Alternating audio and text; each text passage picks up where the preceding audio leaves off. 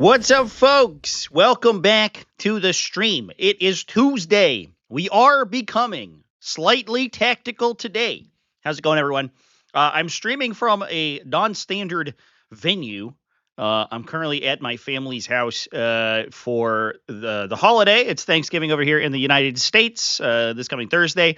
So I will be here for the next almost 2 weeks because... Well, last weekend, obviously, we streamed the Standoff GT over in Portland, Maine. I came down to visit my family, and I'm going to be staying here until the weekend after this coming weekend, next weekend, I guess, because that's going to be the Everwinter Major. It's a 100-player major level event. We're going to be streaming all 7 rounds of that one, starting on Friday. That'll be Friday, December 5th, I believe, is when that begins. So that's what we're going to be doing over there. So that's exciting. I think that's going to be a good time, and I'm psyched to do it. Let's go. Yeah. So let's hop on in and start talking about some stuff here, chat. Was my viewer messed up? Oh, I'm noticing it's like duplicated. What's up with that? I see. I figured it out. We fixed it, chat. I'm going to be a little quiet this week, not in terms of my personal volume, but in terms of uploads. I have a ton of videos that have are just like waiting to be uploaded. Things are a little quiet, I think, largely because probably about 50 to 60% of my audience is in the United States. So a lot of people are doing family stuff this week. I'm going to be doing the same. So not a lot of uploads this week, but you can expect a lot coming from me early in December. But I did just want to give people a heads up. Things are going to be a little bit light here. But what we want to talk about today are some of the larger majors that happened this weekend. So Arizona 40K League was only a 56-player event, not even quite a major, but went all 7 rounds, which is crazy. We talked about the winner of that. It was a insane Death Watch Black Armored Horde list. That was incredibly cool. That was in the video yesterday. And then the other thing I want to do is dive into some of these smaller events. So there are a lot of little events that happened this weekend that ran 5 rounds, but didn't necessarily. So they didn't break 20. They didn't really get to that like GT level, but they still ran to an undefeated. And we have some really interesting results to talk about. Obviously, if you've seen the thumbnail of the video, the most interesting one I think is Tau Empire, which after it basically took a week off thanks to the stealth suit nerfs that we saw last week. A lot of people are bringing them back and actually getting some good success with them. So that was surprising to me because I was like, I was concerned that Tau would be extremely strong moving into this kind of winter format. However, the stealth suit nerf, I think, came. A lot of people were hesitant to play them for WCW. I think that they're at the higher level, like the upper echelon competitive play. You're talking like top 10 in the world. You can play around basically majority shooting armies relatively consistently, so I don't know if they're to the point where they can, mix it with the best players in the entire world. But once you drop down one step from that, their level of efficiency was crazy. They cut about either a whole stealth team or about 50 to 60 points out of their army with the stealth team rework, which is obviously a big loss for a faction that was already kind of middling win rate. However, it seems like they're on their way back, which I think is really, really exciting. So that's pretty cool. Also, yeah, December Grotsmas. That's going to be fun, too. We're going to try to do, as long as I am there and available for it, not doing Everwinter stuff, I'm going to try to do daily live streams where we can talk about what's going on for that. Assuming that they release rules content, I'm not going to talk about it. They mentioned, I think, in the Grotsmas drop that I guess we could talk about it real quick on the thing here. I actually have the article open. They talk about that there is going to be unreleased Warhammer fiction painting guides, but also game rules. So when they release game rules, we'll try to do live streams and cover it, talk about what's going on. But it doesn't sound like it's going to be quite the same level of release that we saw last year, which was insane. Which is I guess good. There's going to be some Age of Sigmar stuff, so it looks like as well, which is not going to be quite as exciting. But it sounds like next Monday we're going to have Captain Titus, and we'll certainly talk about him on Monday. We got our Monday stream worked out already, I guess, which is pretty cool. I've just noticed that the red Gobo has 2 goggles. Why does he have 2 sets of goggles on? Maybe those are eyeglasses. These are spectacles, and these are goggles. Does the Red Goblin need spectacles? I guess we've learned. We silence my phone here, chat, and then we'll hop into the main topic here. All right, let's hop in. So, I want to talk momentarily. We can talk about the Arizona Warhammer 40K League Championship. There were 2 6-1 players at the end of this event. The interesting thing about this one is because I guess did they go to the grand finals? I guess looks like some players dropped after 6 after they went X2 because they were out of contention. Well, we had 2 players stick around until round 7, not get the win, but obviously play all the games. The first one was Chaos Space Marines. We'll talk about that momentarily. Tyler Hayes over here. With Veterans of the Long War. It definitely feels like it's cut off, chat. Let me fix. I will fix. Don't worry. Oh, weird. Why is it doing that? All right.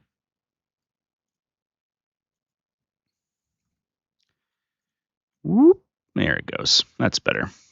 That's better. He has 2 prescriptions and no bifocals. It's just like he's looking through both of them. Incredible. It sounds like I'm streaming underwater. Does it sound that bad? I guess I can listen. I am, so for whatever reason, I'm streaming off my laptop, and I might try to set up on my unless this should be taking the correct microphone. I might try to set up on my new streaming machine for situations like this. But I don't know what's wrong with my laptop, but for whatever reason, all my equipment's the same. I still have I'm on the same microphone that I record and I normally stream on. But for whatever reason, the audio card or the audio driver or something isn't as powerful on my laptop, and it sounds worse. And I don't know why. I could not tell you. But it is what it is. So to some extent, there is just going to be a little bit of a drop in audio quality for the live streams while I'm on my laptop like this. So this is like a kind of a Liam VSL style. Running a Chaos Lord with War Master's Gift. Which one's that one? Ooh, I'm off to a good start, chat. There we go. It's 5+ critical hits for targeting the Oath of Moment target, the Focus of Hatred target. We have a Lord Discordant with Mark of Legend that gives you a floating reroll once per turn. It's only 10 points. It's actually crazy.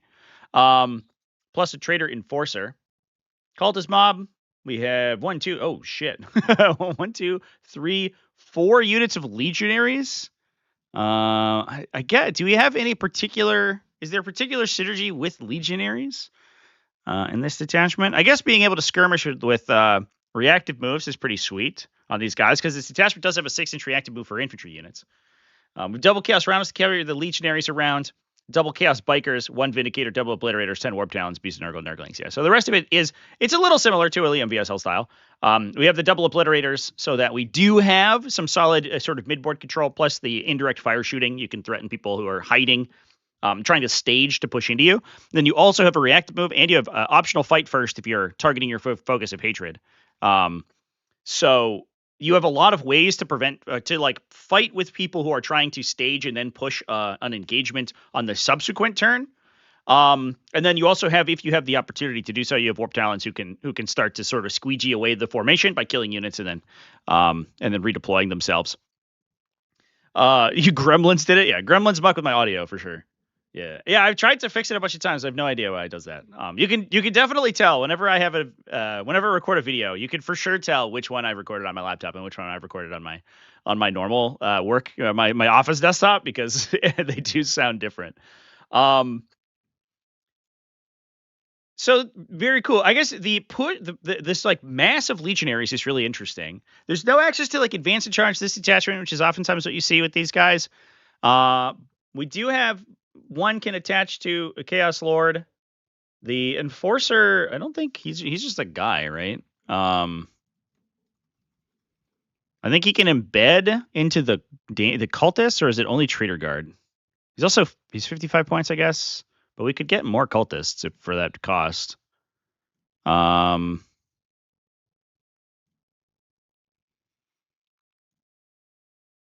he can't embed anywhere. I guess he's just a unit. It does have so it's the character who's a 3 wounds like guard platoon commander basically. Plus a bodyguard. The bodyguard gives the character a 4+ feel no pain. So it's 9 total wounds. If it's by itself, it comes in at toughness 6. You can reactive move it. I bet that there's no restriction on it entering rhinos, right? If we look at like if we look at the Chaos Space Marine Rhino, I bet that it doesn't have. Pull up my 39K to show what I'm looking at here. I bet it doesn't have a transport restriction on Ogryn units. So it takes up 2 transport capacity, almost certainly, right? Yeah, just 12 Heretic Astartes infantry. So we can put 2 units of legionaries into a Rhino and this Traitor Enforcer squad. The Traitor Enforcer is T6. It doesn't have good saves. I believe that it just has a 5-up invuln on the Enforcer, and then 5-up armor saves everywhere else. But the Enforcer himself, he's hitting for into a 5+ invuln, and then a 4+ feel no pain, or excuse me, 7 wounds.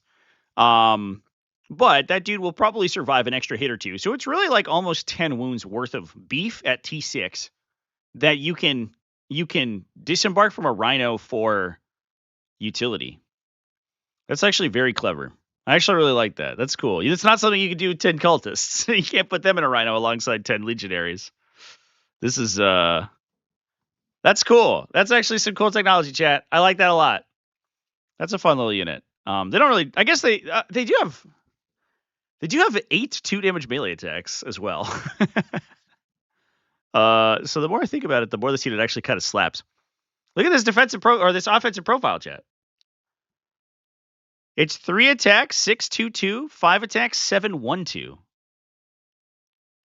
So in a lot of cases, they'll just like kill 5 Space Marine scouts or come close to it. Especially if you get lucky with your dark backed. It is only leadership. Oh, it's leadership 6. Enforcer's a 6. So it's not amazing that you dark backed. But if you packed and you fail it, and you haven't been wounded on the Enforcer yet, you can either take it on the Enforcer and have a good chance to shrug, or you can take it on the Ogryn. You lose the 4+ feel no pain, but there is no chance you lose a model. And then you can be like basically the equivalent of weapon skill 2 because you have sustained hits. Potentially rerolling as well. Thanks to Focus of Hatred. Jeez. All right. This unit's kind of sweet. That's cool technology, chat.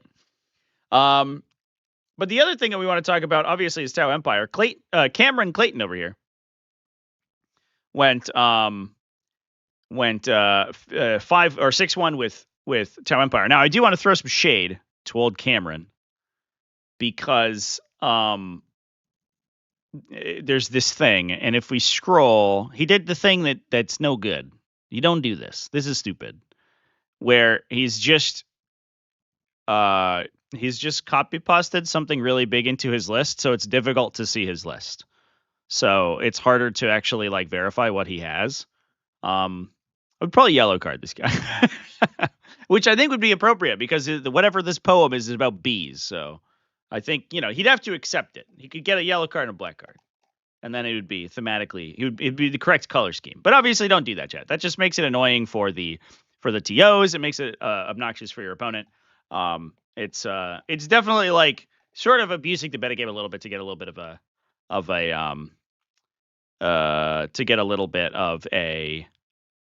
metagame advantage effectively by making it difficult for your opponent to vet what's in your list. And that's no good. So don't do that. But we'll talk about the list anyway. You can't see my oh my god. So the actual list is about, if I look at my I guess here's what I'll do just to show. If we look at the whole thing, this is where my my scroll is. This is the beginning of the actual list. Everything above this is all like blank info essentially, which is a bit extreme to be honest. So anyway, it is what it is. It's a whole thing. I don't believe it's the B movie script.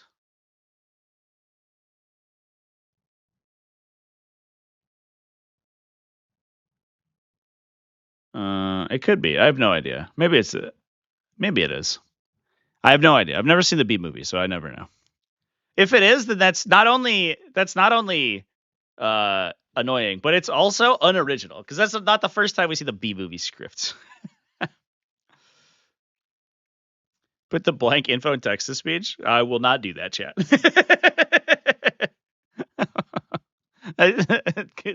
It's a good try. We're not going to do that though.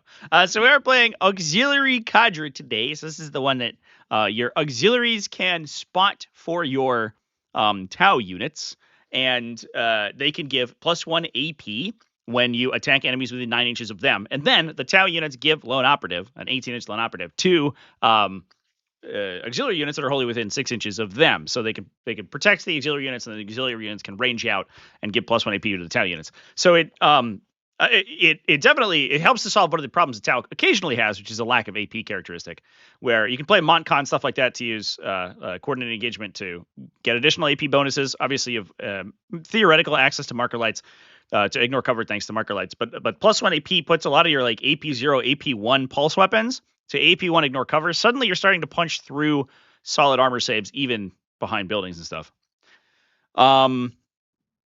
Now we are going to take a peek. So the first guy is a Kroot Lone Spear. He is Fanatical Convert.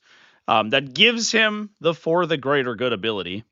So he can act as a guided unit. We have another Kroot Lone Spear with nothing. These guys do have a shoot and scoot ability, so they can either move up, apply their buff, then shoot and leave, or they can move up, shoot, and then move farther forward to apply their buff to other things that you wouldn't normally get access to. And then obviously they have actual lone operative, so they're it's difficult to prevent them from being able to get the buff onto enemies because they're unshootable most of the time. We have double ion cannon, hammerhead gunships. Again, +1 AP on these things is pretty good. I think it puts them to AP 3 or 4.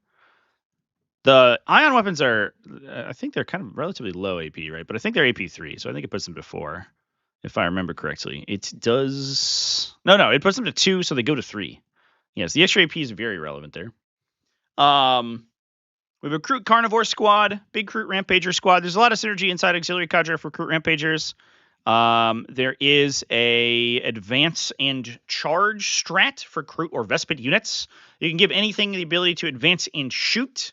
And then if you're an auxiliary, you can also advance and charge after that. So it solves the problem that Kroot Rampagers often have, where they are not particularly fast. Despite being a big, beefy boy, the BBB, they are not super fast, so they do get sort of stuck sometimes. We have a Pathfinder team. 2 Pathfinder teams, 2 Riptide battlesuits, 2 Skyray gunships. This is old stealth battlesuits chat. Oh, what? I didn't even look at this. I didn't get this far in the list. I was too busy getting stuck on the B movie. They had old stealth battlesuits, the outdated datasheet, which are 80 points. Well, no wonder that this list is doing fairly well. All right. Well, that's less exciting then. I did not even realize that they weren't using the current format. Well, all right. Fair enough. I guess... So if you were to cut 2 stealth battlesuits down to 1, or to open space for 2 stealth battlesuits, you'd have to find a unit to drop here. It might be you could downgrade a Kroot Rampager squad to like a regular Kroot Dark Riders. 6,931 donated $2 through Super Chat. So the Blast Javelin has assault on Lone Spear. Sweet. Thanks, Ryan. Thanks for Super Chat. Appreciate that, bud.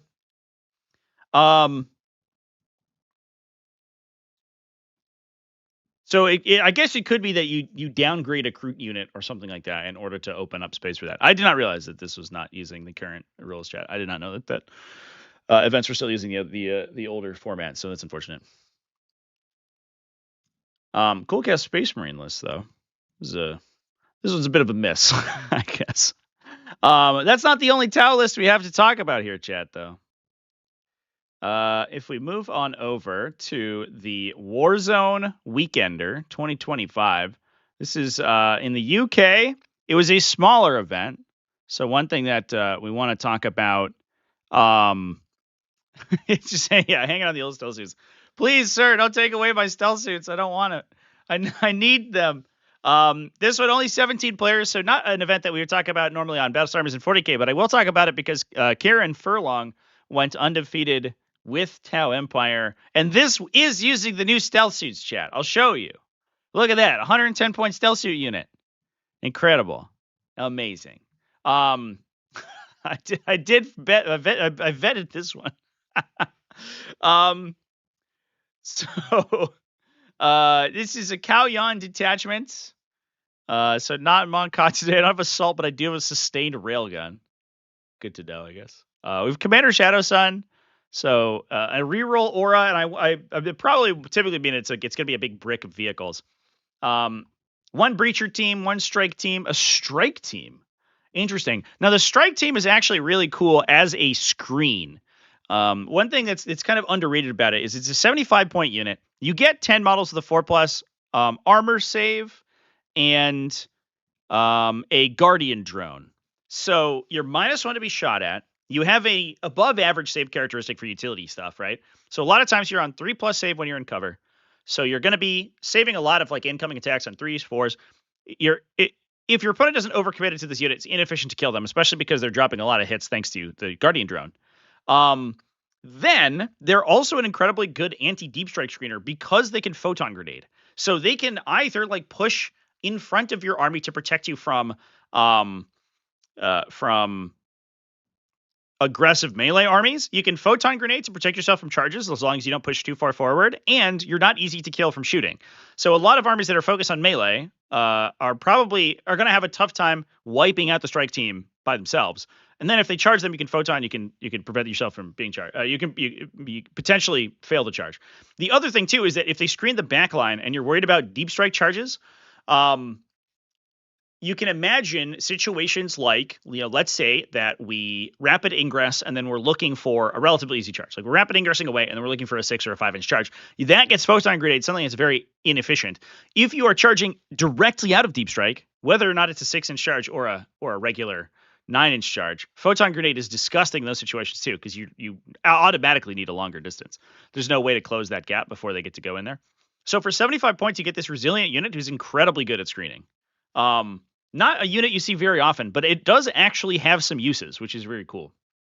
We have Devilfish, probably one for the Breachers, one for a Pathfinder team, I imagine.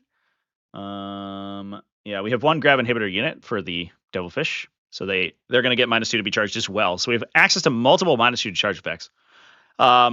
We have a Ghost Kill Battlesuit, Hammerhead Gunship, Kroot Carnivore Squad, one Pathfinder team, plus double Piranhas, triple Riptide Battlesuit, one Skyray Gunship, one Stealth Battlesuit team, Vespid Stingwings. So the inclusion of Shadow Sun does offset the necessity for Stealth Battlesuits a little bit because she's going to grant that reroll once they hit back. And in some cases, I think like the Hammerhead Gunship, for example, he gets, if I remember correctly, he has a +1 to hit against vehicles, or +1 weapon skill against vehicles, is that right? Or +1 to hit. And then I guess I don't know if that stacks with For the Greater Good. No, yeah, it does. It increases your ballistic skill. So you can get the Hammerhead Gunship to hitting on 2s. Shadow Sun gives it reroll 1s to hit, and you don't need the wound reroll because it has its targeting array reroll baked in as well, right? So you can kind of play around a little bit of the necessity to spam stealth battlesuits by relying more heavily on Shadow Sun, which doesn't feel good. She's definitely not as good as the more stealth battlesuits, but she's definitely, she is something. The other thing as well is that we have in Skyray Gunship builds, we have marker lights in the Skyray Gunship so they can offset the need for additional marker light toting units a little bit, although you typically want them to be guided for the +1 to hit, but it's not always necessary. If they're shooting at fly, for example, they get the rerolls anyway. So you don't super need the +1 to hit. And then we have the Pathfinder teams that can also sort of fill that role as well. I wonder if the strike team actually has a marker drone. It does. So we have a marker drone on the strike team too. So they can run around the back line. They can act as a screen that's very difficult to deal with. And then also they can shoot there. They can spot for other things. So we're trying to find ways, chat. We're trying to find ways to not necessarily need a million stealth battlesuit teams. Please, guys, I need more stealth. I need more marker lights in my army. Ryong 6931 Ryong donated 6,000 $5 through Super Chat. Could we look at the fourth Hammer Down Breast Cancer 40k GT by away games? Went to the event and had a blast. Demons had a very good placement. Absolutely, we can look at that. That's good timing because we can look at that next. Is there a list in particular you want to look at? I think that was that this? That was, yeah, here we go. It's right in front of my face. I believe that I talked about, or I talked very briefly about this list. This is Max Burlov.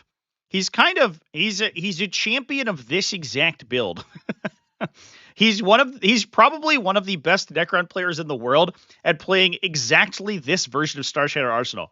I don't know if he's good at other compositions because I've never ever seen him play them. But he's incredible at this list in particular. One of the absolutely world class in terms of specifically Starshatter Arsenal lists. So I guess we can look through the list a little bit more in depth. It's pretty normal stuff.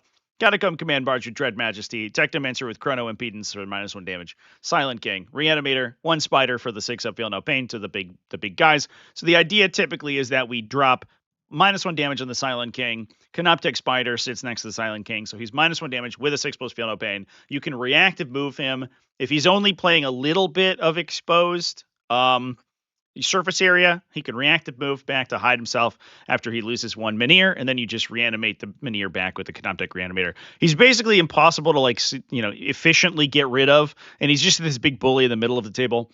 All the while, you're trying to deal with the Canoptek Wraith unit with Cryptothralls in it, plus Technomancer. The Technomancer usually strings back. So you have the Wraiths that bully either your expansion or the middle objective. The Technomancer strings back to where the Silent King's standing and points Chrono Impedance at him, because you never want the Technomancer to be exposed because he'll get precisioned out. However, you can keep the unit pretty wide because you have Cryptothralls in it, so you have extra model count to string the models back to the where the Technomancer's at for coherency. Hey, thank you. Just Demons. Also, according to Stat Check this week, only 3% of Demons players go 4-0 initially at GTs or higher despite an over 50% WR. That's not surprising to me. I think Demons are really strong, but they tend to have bad matchups with the top armies.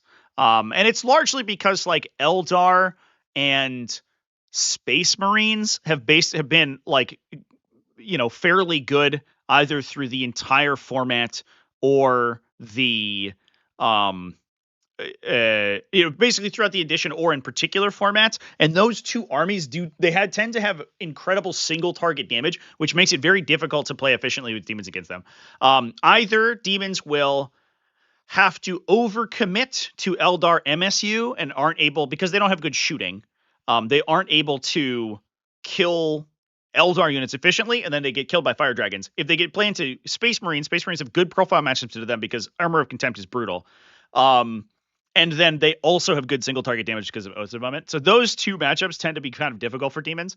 So it's not essentially, I think your success with Demons is directly proportional to your capacity to dodge those matchups. And once you get to semifinals of an event, a lot of times you're going to hit one of those, especially in the format right now where Ultramarines are fucking everywhere. Ultramarines are like half the game right now, which is crazy. I do think to some extent the success of Ultramarines this past weekend has been due to the fact that their representation is probably like 20% of the game. It's crazy. But yeah, rolling out this list real quick. We've got Death Marks, and then we've got triple Doomsday Arcs, Flayed Ones, Ophidians for the for utility, Triarch Stalker, which can scout to get you the midboard objective in the early game, and you can basically do all the things you do with the Silent King, but to a Triarch Stalker, and then your opponent has to overcommit into him. You counteract with the Doomsday Arcs, then you put the Silent King in after you've killed some of the stuff that can deal with them. So it's the normal list. You've seen this list a bunch of times, but obviously it is very strong. All right, let's look at Demons. Corey White, I assume, is what we want to look at here. Boop. Scintillating Legion. Whoa. All right, already off to a good start. With triple Lords of Change. Oh, this list is cool as hell. That's very cool. Demons have a high representation as well. Yeah, I think Demons is like, it scratches the itch of Knights without, I think, running into the same weirdness that Knights do, where like sometimes Demons are more flexible and they're more interesting to play in my opinion because they're more maneuverable and have like more concentrated melee damage, but they don't have the same range boat. So it's like it's less playing, 6 big dudes who will shoot you to death if they see you. It's about playing guys who can hop around the table and then try to like leverage melee kills on things. So I think if you're very enfranchised in the game, it's much more interesting to play, but it scratches the same itch. So it's the people who want to play like the big kaiju battle lists, where they have low model count, but they have a bunch of big cool units. Those are demon players. And as exactly that person, I understand it. I understand it in my soul. So Corey White over here rocking Scintillating Legion. We've got Be'lakor, Kairos, double Lords of Change. One is Inescapable Eye, which I think is the Feel No Pain against more. Oh no, excuse me. It's Inescapable Eye is the Flux Token Generator. Improbable Shield is the Mortal Wound Protection. So if your opponent has a Flux Token in your command phase, you will gain 2 Flux Tokens instead of 1. Ideally, if you are using Delirium Unmade to up your Tzeentch units, you will always give them a Flux token at the end of your turn and then generate 2 for yourself. So you will always be holding at least 2 Flux tokens every round is the idea. And then you can use that to fuel your future Delirium Unmade and your Pyrogenesis for extra strength and stuff. So even if your opponent doesn't interact with the Flux token economy, you give them 100% of your Flux tokens, and then they do nothing with them. They never give them back. You will always be able to hold them. Now, I think if your play pattern is built like that, the correct answer for the opponent is almost always to reroll. You basically, every time you're shooting a high value attack, you essentially always reroll them. It's going to give your opponent a Flux token back to reroll saving throws, but generally the value you're gaining from the reroll is going to be higher than the demon players, because assuming your army composition is correct. If you're playing like a bunch of Khorne Berserkers, maybe not so much. But if you're playing Meltaguns or Blast Cannons or high damage output stuff, it's higher damage output than most of the things in the Tzeentch army. So. And then you also can't use rerolls and stuff like Be'lakor, who does actually have like big D6+1 damage attacks. So anyway, it's an interesting. I like talking about Scintillating Legion because it's such an interesting tension, but it's definitely I don't know. It's a weird mechanic. So we have Be'lakor, so we can make the Lords of Change unshootable. So you can play him a little bit more aggressively. He can give you real ones to hit too, which is huge. So if you're playing like the Infernal Puppeteer guy in the back and you're not actually putting anything in line of sight anyway, Be'lakor can just turn on rerolls, and that guy's damage output radically spikes. Lords of Change are so spiky on their gunshot because it's sustained D3 hitting on 2s that any reroll to try to get more sustains can potentially like double or triple your damage on that single attack. He's also a good late game counterpunch, so we actually have melee in the army. We have a big unit of flamers, so we can actually, if we're not pyrogenesising the Lords of Change, we can get the flamers up to strength 8, AP 2, ignore cover, on 6d6 shots. They're also kind of interesting. They're difficult to kill, because it's 18 wounds with a 4+ invuln save for only 130 points. So they're actually they're tough to take down. 2 more units of flamers for utility stuff, a Fleshhound unit for a free up down, so we can up down 2 units per turn, plus 18 screamers. No pink horrors at all. We're just running screw. Wait, I love this list. This is cool. So we have a bunch of redeploying flamers and deep striking flamers that can run around the table and do things, right? Screamers are good for utility. They're very resilient. You can keep them kind of close to the opponent because you can use Bellicor to prevent them from being shot. And then you can always use them to threaten their expansion objective or chain them to the center objective. So you can like chain one screamer. They have 1x1 coherency because they're only units of 6. You can put the rest of the screamers behind a building or something. They shoot, they kill one screamer. You're like, okay, cool. And I'll continue on and go do more things with that unit, right? Similar to like Vanguard veterans or something. And then they're also another sort of late game counterpunch unit. If they're coming in with Bellicor, they have 18 attacks. They're AP2, 2 damage, anti-monster, anti-vehicle 4. If you give them reroll once to hit, they can actually get some work done. This list is cool, but plus the entire time you're just blasting people with Lords of Change. Kairos Fate Weaver is indirect fire naturally, so he can be doing damage. And then the Infernal Puppeteer Lord of Change, as long as you're within 9 inches of a Tzeentch unit, you can shoot through the Tzeentch unit. So when you're chaining the Screamers back or the Flamers or the whatever, you can just dump his shot through them as well, without even exposing him or putting him in line of sight. One of the best enhancements in the game for sure. He didn't put the second weapons in the Lords of Change chat. Ooh, that's embarrassing. It was probably Rods of Sorcery though, almost certainly.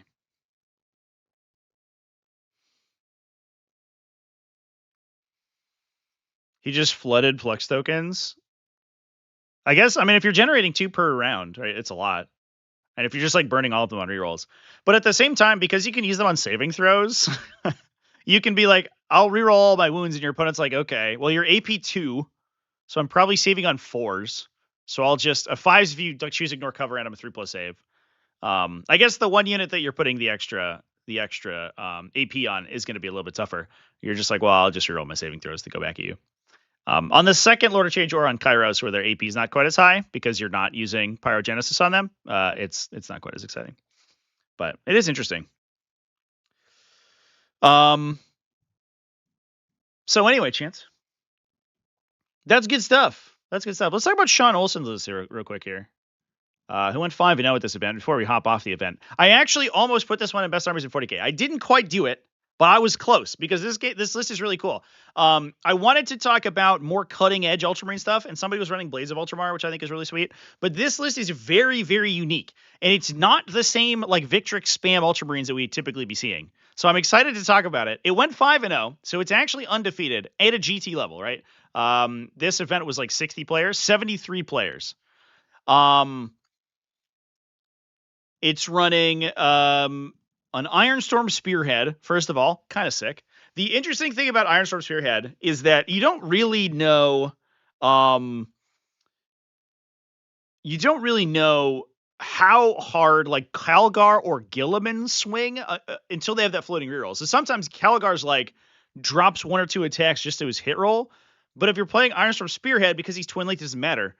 You're just going to reroll that hit anyway. So it makes those individual character activations so much more consistent, which is super scary. The downside is that Gilliman doesn't get advance and charge. And so the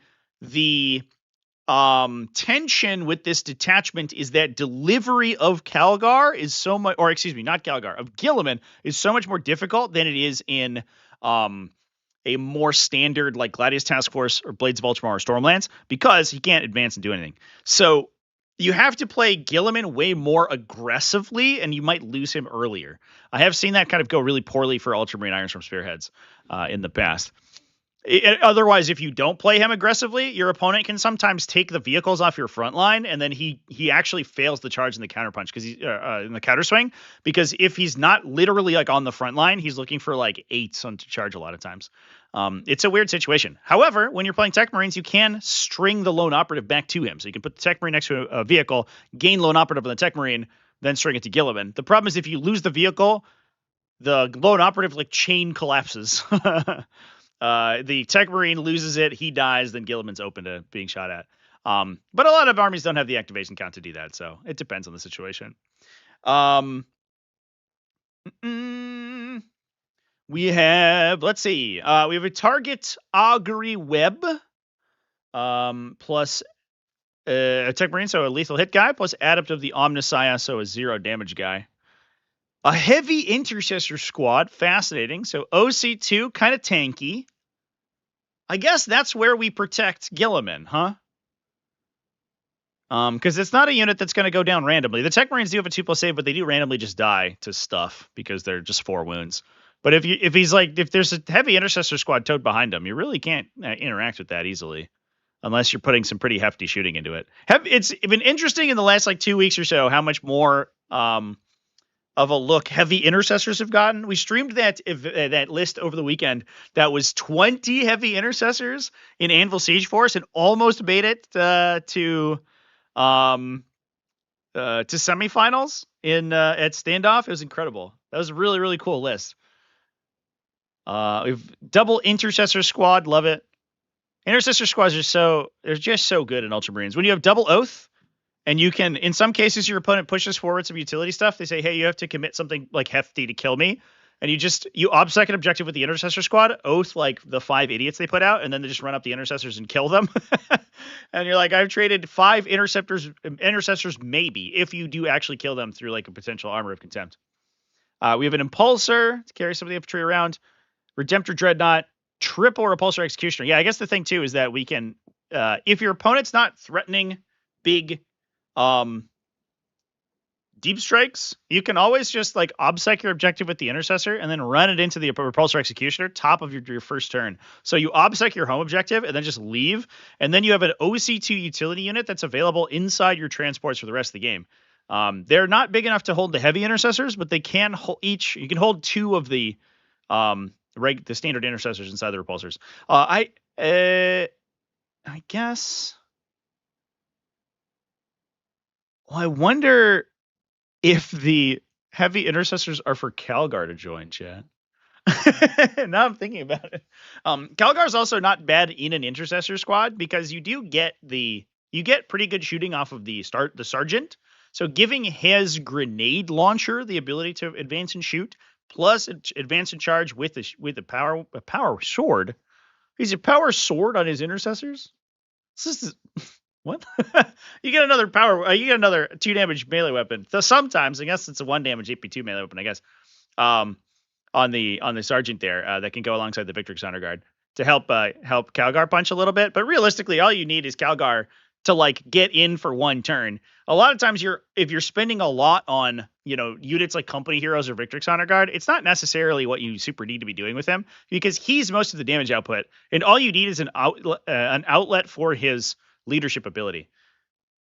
I imagine it's in the heavy intercessor squad here because we get a heftier unit, so it takes longer to chew through to kill Calgar. It's slightly cheaper than a Company Hero squad. It's easier to kill.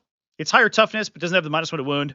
It is exactly the same, or the Company Heroes would be higher wounds count, but you do save a couple points on the heavy intercessors, and you have better shooting, which is interesting. Ebriong 6931 donated $5 through Super Chat. Check out the other list. They bought all Blueberry Boys. I played against him. We basically base traded. Phenomenal game even though I lost. The other Ultramarine list. I will look. Thank you for the Super Chat again, Ryan. Appreciate you, bud. I guess it just is going to be called Space Marines. Is it this one? Hey! John Kitts Miller. Played Blades of Ultramar, so Gladius Task Force 2.0. We have the Armor of Antonidas Gravis Captain, so the 2+ save guy with the Field Note Bane and half damage. Chief Ligurian Tigurius, Marnius Calgar, Rabute Gilliman, Uriel Ventress, plus a Combi Lieutenant, 1 regular Intercessor squad, a Desolator squad. So the nice thing about the Desolator squad is that in this attachment, we can, you can sit in, because you do have Calgar, right? Yeah. We can sit in Devastator Doctrine for 3 turns. And so the Desolation squad basically gets discounted by 1. A lot of times you don't necessarily want to call Tactical Doctrine for the army. So, you're either in more aggressive Doctrine, so either Devastator or Assault. in order to give yourself the advance and do stuff ability. And then you adaptive strategy, tactical doctrine onto whatever you want. So usually that ends up being either 2 uses of Devastator or 2 uses of Assault. If you're 2 uses of Devastator, it just gives you a command point back, because typically what you want to be doing with these guys is doing the Devastator doctrine plus Storm of Fire wombo combo, where they'll get baseline ignore cover even if they don't stay still, plus +1 AP and all their shooting. So they're all AP1 ignore cover. And then because you have 2 O's, thanks to Robuti Gilliman, you can oath something in front of you and then oath a backline utility unit, blast away the thing in front of you, and then dump our indirect fire into the utility squad. That becomes AP1 ignore cover +1 to wound, which gets really disgusting. So it makes total sense. Desolation squads actually have a little bit of extra utility in Blades of Ultramar specifically, just because of the extra uses of Devastator doctrine we have. We have a Gladiator Lancer Scout squad, 1 Stern Guard Veteran squad. That's for Tigurius to hop into. So he gives them a stealth buff, so they're a little bit tougher to kill. And then they give him wound rerolls, and he gives him his free Overwatch, I think. Or her Overwatch Heroic Intervention Go to Ground, I believe is what he uses for free. That stacks with Rites of War, because it's a different ability, by the way. So you can constantly just be throwing these guys into the fight. And alongside Tigurius, when you're targeting the Oath of Moment target, they do absolutely ludicrous damage. And then we have, what is this, 12 Victrix Honor Guard? Yeah, I like that. 1 vehicle. Just one vehicle. So we have the Marnius Calgar Victrix Honor Guard squad plus Uriel Ventress, who's gonna rapid ingress and do his annoying command point tax stuff. But then you also have 2 utility characters between the Combat Lieutenant and the Gravis Captain who can be doing stuff as well. Desolators didn't do much in your game. Had bad targets. They struggled to kill Poxwalkers who didn't have viable. Yeah, if they're not shooting it, they want to shoot something that's like a 4+ armor, right? Like 4+ base armor in cover, but you're like, I ignore cover, you go to a 5+, and I hand you just enough saves to kill you, like reliably. Whereas Poxwalkers are like, I don't know, I have a feel no pain. Like, I don't care about your Storm of Fire. Get out of here. So it's not quite as exciting. Plus, I think if you're toughness 4, it throws a wrench in the works. They really want to fight Eldar, right? Which I think is a very viable option right now, is just take a unit that messes with Eldar. I bet they're not that bad into AdMech either, to be fair. Because if you oath like a Sicarian squad, how much damage do you do? You're shooting 5d3 plus 5, so 15 shots with the Castellans plus a Venger. The Venger should hit like 4, or should shoot 4, like hit 3, wound all of them. You kill 2 guys with the Venger launcher, and then the Castellans are like 75%, like 12 hits, 11 hits, wounding on 3s, so like 8 wounds. You're probably killing another 2 models. So if you're oathed, you kill half a Sicarian infiltrator squad with these guys if you have Storm of Fire. And then they're oathed for Overwatch on the subsequent turn. Which is always a little spooky, because then if they push up into line of sight of anything, right, they go Halo Screed, advance and charge, you get Tigurius to see them with a little bit, and suddenly Tigurius picks up the whole unit on their turn. So I think in the top 2 matchups in the game, it actually makes total sense to play these guys. Yeah, let's get into Hunter Cohort. Only because of the 5+ Feel No Pain. But if they want to burn all their command points, burning 5+ Feel No Pains against Desolator squads in like turn 1, I think that's probably reasonable. But the Desolator squads, I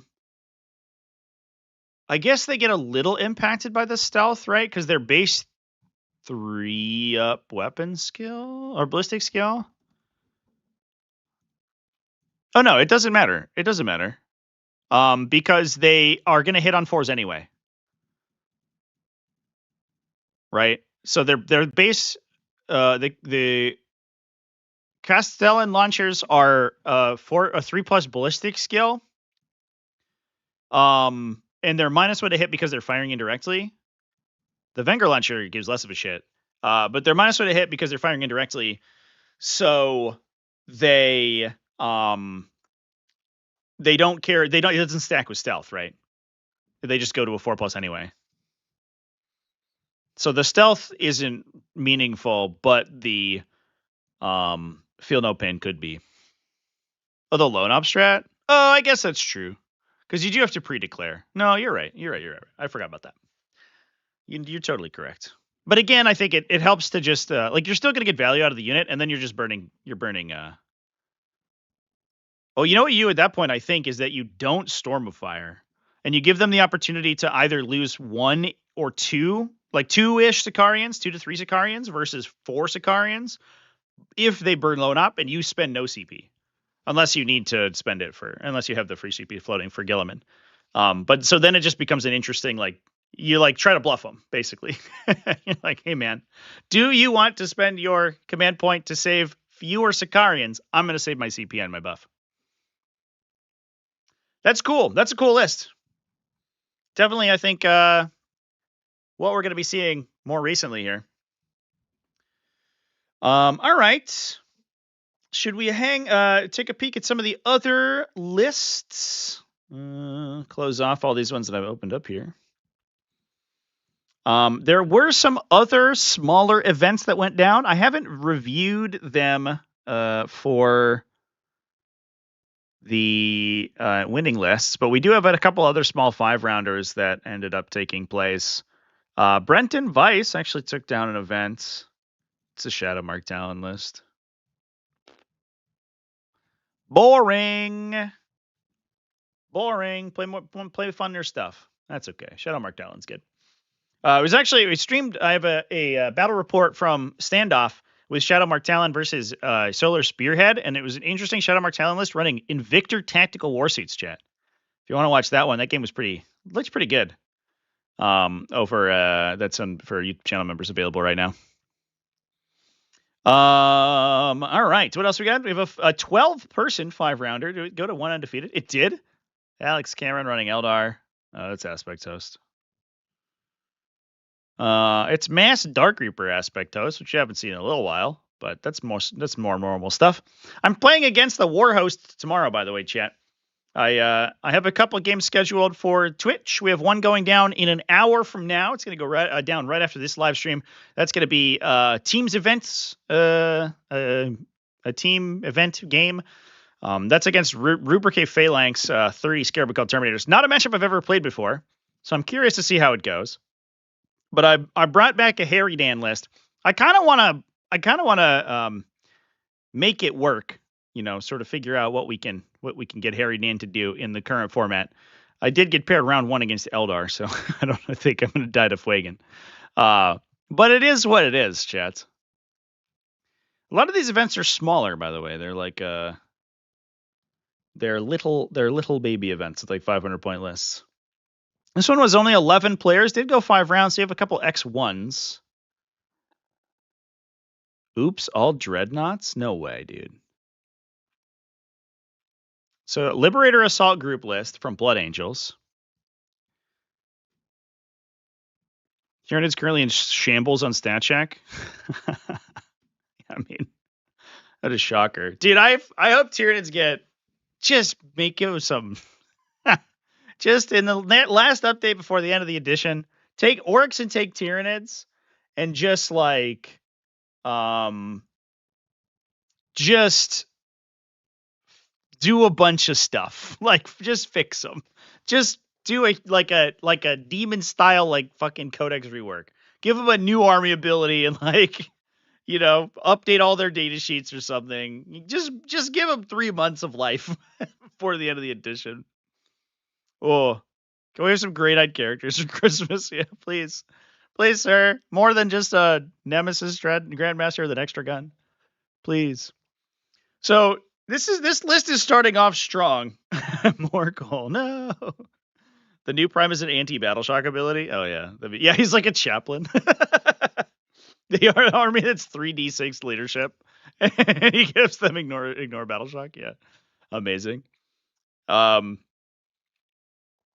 So triple Tech Marine over here. The Tech Marines are actually kind of neat in Liberator Assault Group, I think, because their extra attack weapon also gets the +2 strength bonus from Liberator.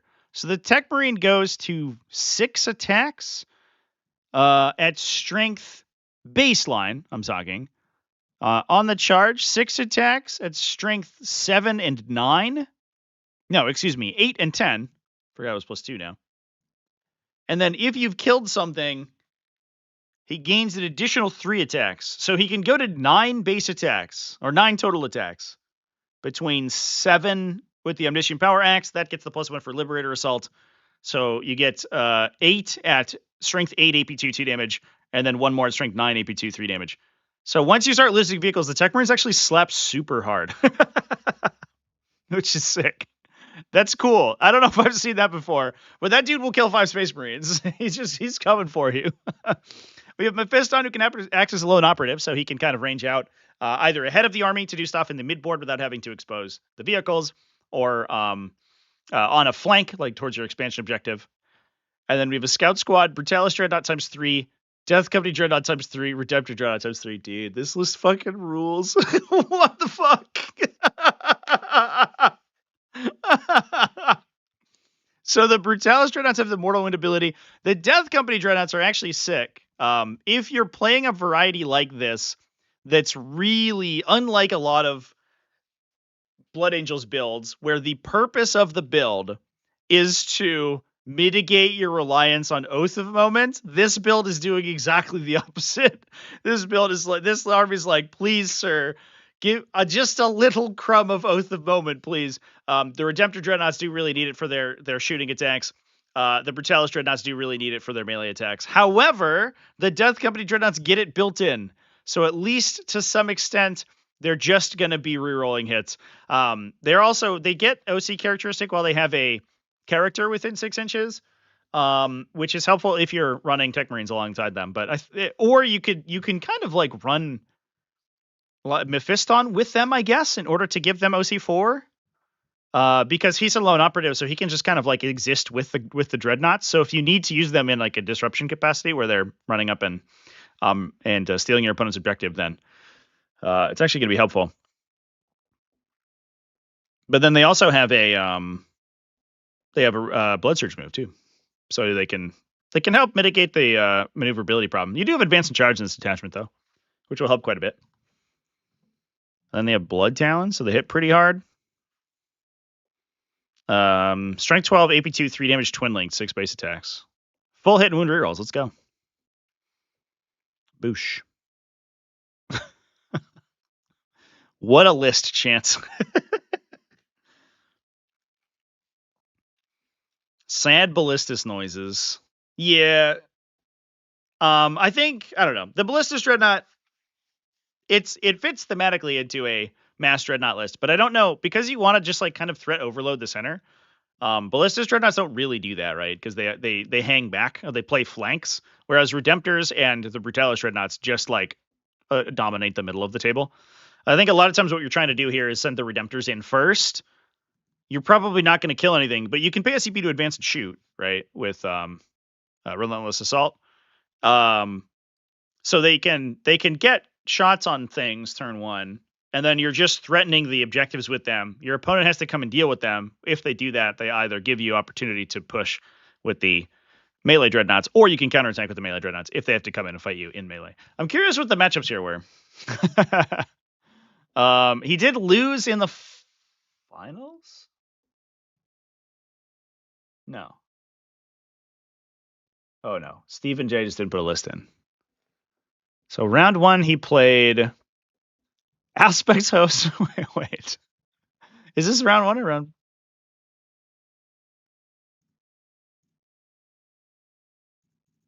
Round 1, he beat Aspect Host with a trillion dreadnoughts? Yeah.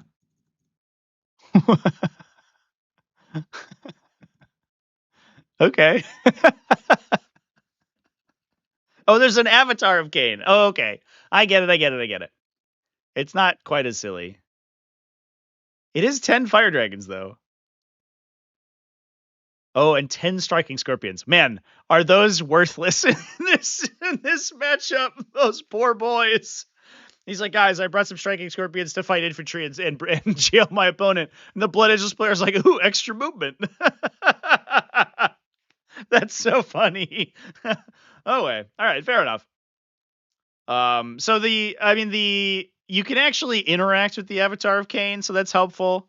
Like, he has to come up and do something, and then you can charge him, and then you can tank shock him, Brutalis, Dreadnought, punch him, get a bunch of wounds through, shoot him with plasma or whatever, and actually deal with them. So it's a lot on the back of the fire dragons here. Now, they can kill all those dreadnoughts for sure. If you give them the opportunity, they'll kill 2 dreadnoughts a turn, but it does require some luck and a little bit of help.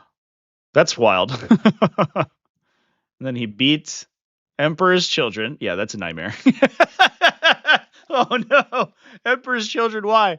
It's all dreadnoughts. That's the worst. And then you beat Astra Militarum. High armor saves good against Astra Militarum. You heard it here first. Especially without a Leman Russ Exterminator. So that's good. They didn't have the autocannon Leman Russ to punch plus AP in, so they're just fighting a wall of 2+ armor saves. And then he did eventually lose to Dark Angel's Wrath of the Rock. With a Terminator Ancient with Deathwing Assault. That's turn 1 Deep Strike, right?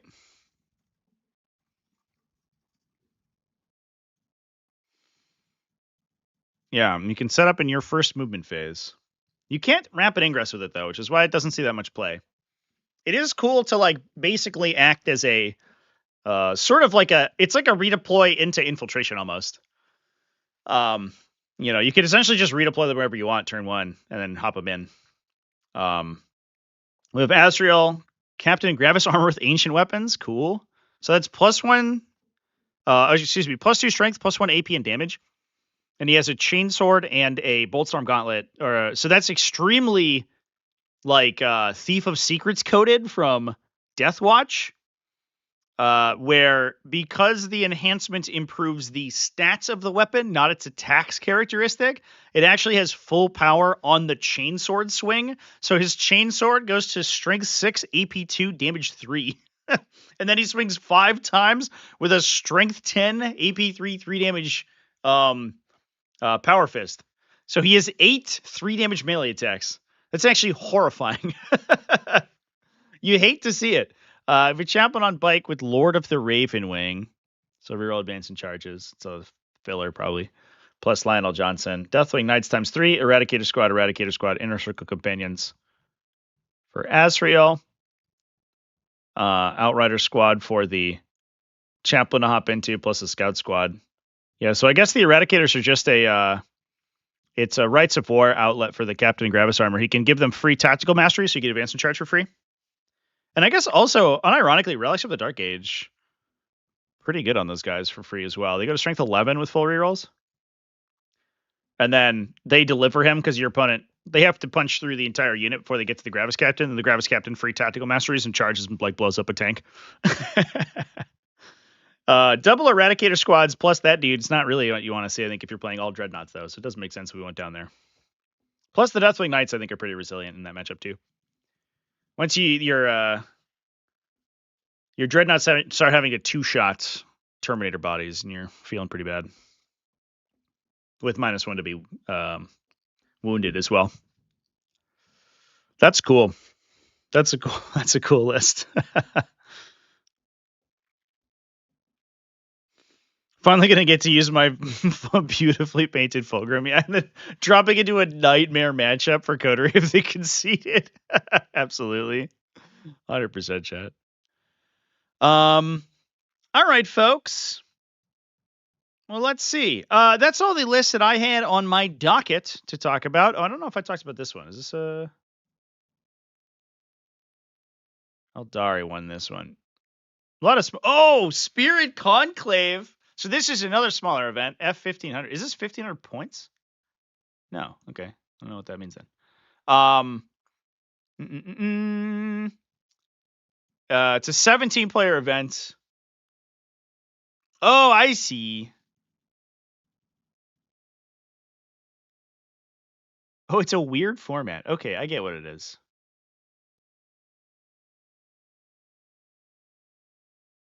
Round 1's 11th to 12th of August? No, this is a GT. I don't know what this means. This was still only 2 days. All right. I feel like This might have been the culmination of the league, I think. I imagine is what happened here. And they just copy pasted the description because this is a 1,500 point list. That's a regular list.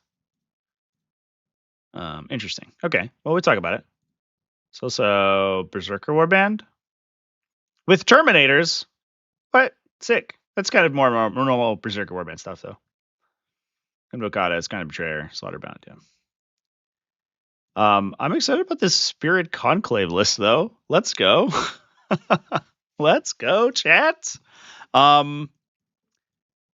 So this is the Eldar detachment where you get bonuses when you kill their psychers. So if you spam Farseers and Warlock Conclaves, and then you get them killed, Warlock Skyrunners are like solid fucking gold to this detachment because they're fast. It's a good fast utility unit. They can push and then immediately die. It shouldn't trigger +1 to hit on or +1 to hit and wound on all your Wraith units. So the Wraith units start with like very bad stats, but then as soon as you kill any Eldar Psychers, they basically go to, they get +1 to hit and +1 to wound. So they go to essentially hitting on 3s everywhere, and then they're also a bonus to wound, which typically means they will be wounding you on like no worse than 4s because their strength characteristics are relatively high. Potentially 2s on the big guns, on the like the D cannons and stuff, against the unit that killed the Psyker. So you get a special token that gives you a bonus, and then the those units all get battle focus from the Psykers if they're within 12. So we have a Farseer, Triple Spirits here.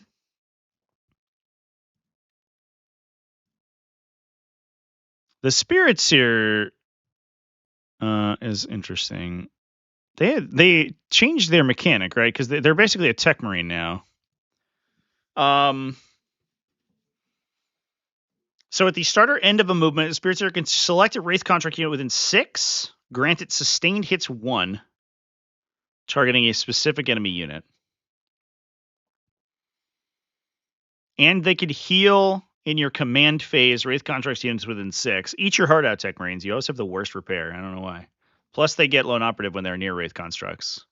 So they can heal them, gain sustained hits, and they can die to give you +1 to hit and wound, and they give them battle focus. Neato.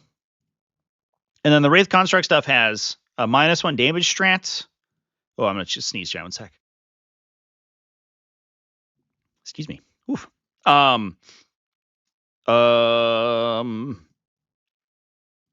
have an Obsec strat, tank shock effect, and a armor penetration and damage characteristic modifier ignoring. From an Eldar Psyker unit, selecting a visible enemy, an enemy unit visible to the Psyker model, and then projecting that to a Wraith Construct unit within 12. That's actually wild. What if that played against the all Dreadnought list? It'd defeat them immediately. So it's 5 Fire Dragons, 2 units of 5 Striking Scorpions, a unit of 5 Warp Spiders, so a bunch of utility. 2 Warlock Skyrunners, double Wraith Lord, 1 Wave Serpent, plus 15 Wraith Guard, 10 Wraith Blades. 2 units of 5 Wraith Blades, 1 with swords, 1 with axe and shield. We have a Cannon Wraith Guard unit. There is a Wave Serpent that can carry them. So we could actually be delivering the Wave Serpent, be delivering the Wraith Guard with the Wave Serpent, potentially, the Cannon Wave Serpents. And then the Scythes, I believe, are Torrent, right?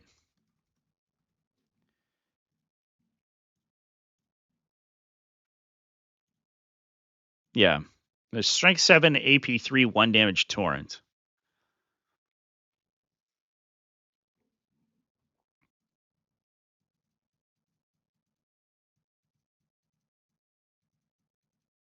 And they can fall back and shoot. So they're good skirmishing units.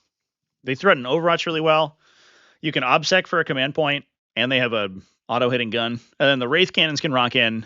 If you project something big and scary into the center and kill a Psyker with it, right? You kill a Warlock Skyrunner or something. They wound you on 2s, and they can just get yeeted by the Wave Serpent in. So it's like it's like a Fire Dragon unit with extra steps, basically. And then we have double Wraith Lords, 1 with 2 Star Cannons for infantry sweeping, 1 with 2 Bright Lances. That list is wild. What a cool army. There's a debate brewing recently. What is worth a Wraith Constructs got Tank Shock before Nids? I don't think that's true. Crusher Stampede had Tank Shock before Wraiths did, I believe. Which is worse, Belial or the Werboy? I don't even know what a Werboy does. And then we also have to make sure, we have to keep in mind, chat, that Trace in the Infinite is inside that in that discussion as well, right? If we're talking about worst characters in 40k, he's in there. That guy fucking sucks. Werboy is, oh, oops, what has happened? It's not my tab. Werboy is 6 plus Feel No Pain. First of all, he's 60 points. I think already the Werboy's winning. Worst case scenario, he's cheaper than Belial. But Belial deep strikes, so I don't know. Maybe there's a argument to be made. You select one enemy unit within 18 inches invisible. You roll a d6 on a 1. His own unit suffers d3 mortals. On a 2, each time they take a battle shock or leadership test, you subtract 2. That is bad. That is not a good ability, but it's definitely not useless. And then for every 5 models in your unit, he gets +2 attacks to his Eyes of Mork. Oh, which is fucking D6 shot, strength 8, AP 3, 2 damage. Get out of here, chat. This is not a good unit. Let's be clear. Right? But this is like, he's got a gun. If you play him in like, what? I don't know, Tactical Brigade, you could give him +1 to hit or whatever. And it's like, it's okay. You know, he's in a 10 model unit. And you get D6 +2 shots with AP 3, 2 damage. And he's only 60 points. Honestly, don't even attach him. He's 60 points. He runs in. He can't die to his own explosion, right? If he fails his psychic power. So you have your shock attack under something. You shoot a unit. He frazzles them. So there's a chance they fail battle shock next turn. And then he like does a... Oh, it's in your opponent's command phase too. Oh, that's fun. Oh, the downside is that you can't do it and then kill the model. So it's probably not useful. All right. That ability's never going to get used. It's extremely niche. But like if you're in a scrum and your opponent's stuff is low, he can give them -2 to their start of turn battle shock check reactively, right? In response to the start of their turn. So you know whether or not it's going to be useful. I wish you could target it in your own turn, and then even if they pull casualties, it doesn't matter, but it is what it is. But then he does a utility thing. He shoots a gun, he does 2 damage, and he does a utility thing. What's fucking Belial gonna do? He's like 90 points, and I guess he could deep strike. He's 85.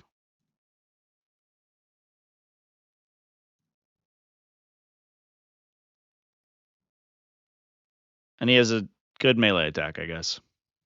I don't know.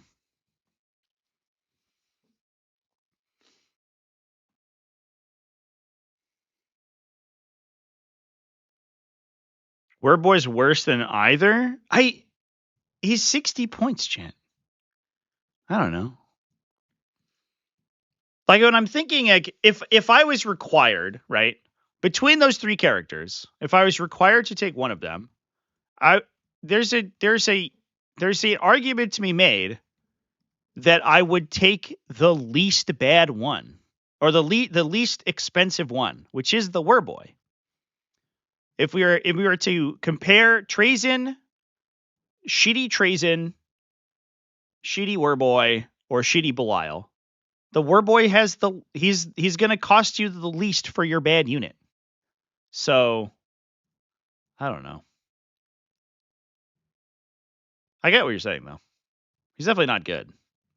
But he's only 60 points of not good instead of 85. Just take Kaldor Drago. Yeah. Just take I was gonna make a joke about like Marnia's Calgar and Terminator armor, but you can do that now, so it doesn't work anymore. Don't think there's a worse character datasheet situation. That might be true. He is really bad. It's like 50% of the abilities on his datasheet let you kill your other characters. Why? So here's what I think. You know how you make Trazen immediately good? You take off while this model is leading a unit. You just say this model's unit, which if I'm being honest, chat, should be how every leadership ability in the game works. I don't think it was always weird, and they started this in 9th edition, and it like became really strange. It was always weird when a character's like team buffing effect affected only other units, right? Unless it was designed specifically that way. But that allows you to play characters by themselves and still get use out of them, right? They just become a separate unit. If you make him OBSEC, his unit is always OBSEC, okay? Right? And then you get rid of this thing and you replace it with Deep Strike. Immediately, Trazen's playable. Just imagine your opponent like doesn't want to push, so they don't push their like you're staring down the 3 Doomsday Arcs into the midboard. They don't want to push into 3 Doomsday Arcs and lose units, so you just ingress out of Deep Strike, OBSEC the middle objective, and then leave. You could even give him like up down. Could you imagine Trazen up down? He'd be sick. He was just this little OBSEC dude who bounced around the table because you never know where he is. Where is he? He's always using time shit and like going through his portals or whatever he does. I don't know. I feel like he could make this guy sweet really easily. But again, downside of being an early codex release, they didn't know how to design cool characters at the start of the edition, and Trazen's a perfect example of that. They were like, I don't know, here's some roughly thematic abilities, let's print it and move on. Whereas like nowadays we have all these really interesting, cool characters who are really sweet.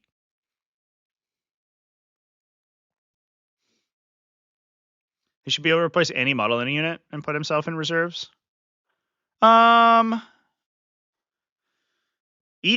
Every time he's destroyed. I mean, maybe for. Oh no! He always just up downs. Yeah, starting your command phase. If he's on the battlefield, you select another character model in the battlefield. It's destroyed. And you replace him with Trazen. Okay, yeah. No, I think you're right. If it's a start of command phase up down for him only, it probably could be any infantry. Because like whatever, I'm gonna destroy one of my own units to gain OBSEC on a unit, and then present you an expensive character. Like, okay, that's fine. I should be allowed to like eat, I don't know, flayed ones or whatever for that. Actually, flayed ones are sweet, right? Because they give enhanced critical hits. Flayed ones would actually be disgusting with this guy. If you could join him into them, that would be cool. No, I think I agree with you. I think that's right. Trazen should have Canker Blight's ability. Oh, where he like steals your gun. There used to be another Necron character who did that, or there was one that hacked your vehicles and would take their ranged attacks. That one was cool. He should be able to steal your war gear. that would be sweet.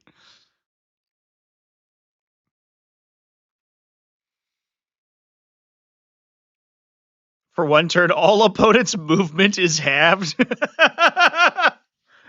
You know what, chat? You're right. That is another way to make Trazen the Infinite good. This would be a fun. We should do a whole stream where we go through bad data sheets and we fix them. I think that'd be cool as hell. Write that down. Write that down. Maybe we'll do that next week or something. We'll hop in there.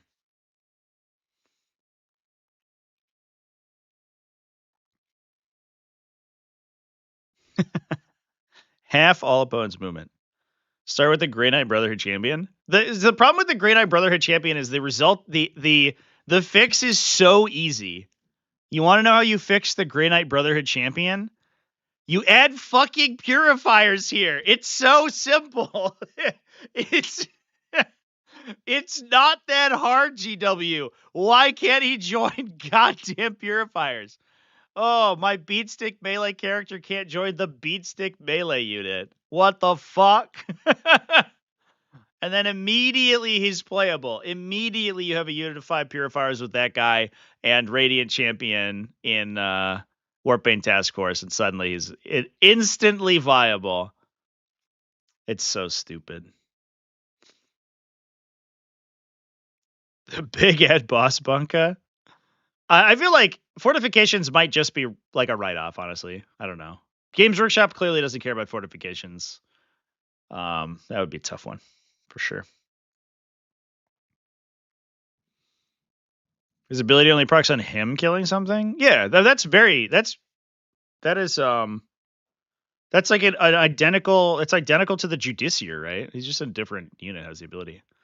He also gives you advance and charge. Like, these are good. This is a good ability.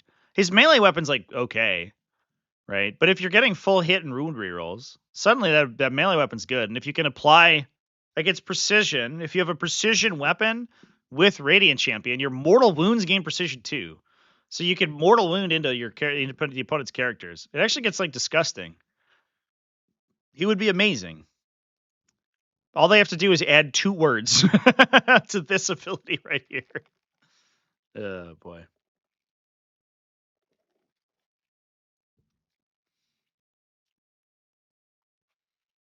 Somebody plays highly with a Convergence of Dominion. Yeah, Eidevall Heimdall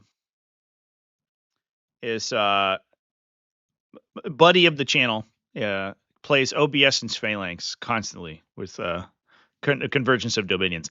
Convergence of Dominion is actually unironically good, right? So it has an OC characteristic.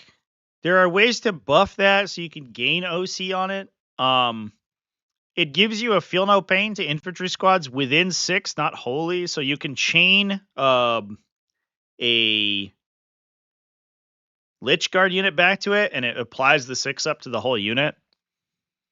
And then it's also vehicle keyworded. And so in that detachment, there's a -1 damage strat on it for it too.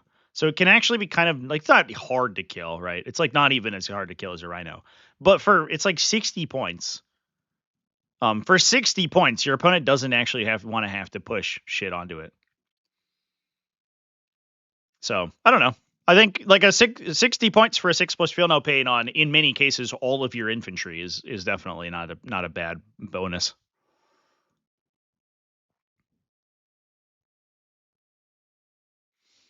Add Interceptor Squad. You get weird shit happening if you put a Brotherhood champion in an Interceptor Squad, because he's so much slower than the unit. So he ends up being on the back of the formation all the time because they move. He starts in the front, they move 12, and he moves 6. So he's 6 inches behind the front rank, or like probably 8 inches, or like 4 or 5 inches behind the front rank. And then you have to get like a perfect charge to pull him into engagement there, right? So I think that gets a lot tougher. But it's not bad. Being able to advance and charge that unit permanently would be sweet. You don't have to play banishers for it anymore. But at the very least, put them in fucking purifiers. It's like mind boggling. I even played a game on stream where I attached him to a purifier squad, and the chat was like, halfway through the game was like, "Hey, you can't do that." I was like, "Excuse me, what the fuck is wrong with you?" I don't know. It's wild.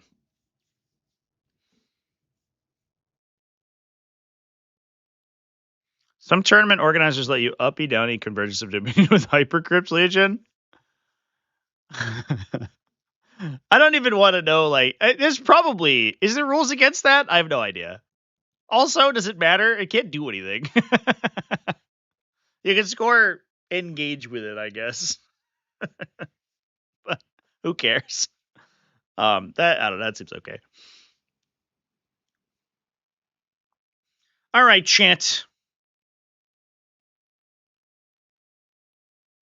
I think in cover. It doesn't give cover to in the aura. It gives cover to things behind it.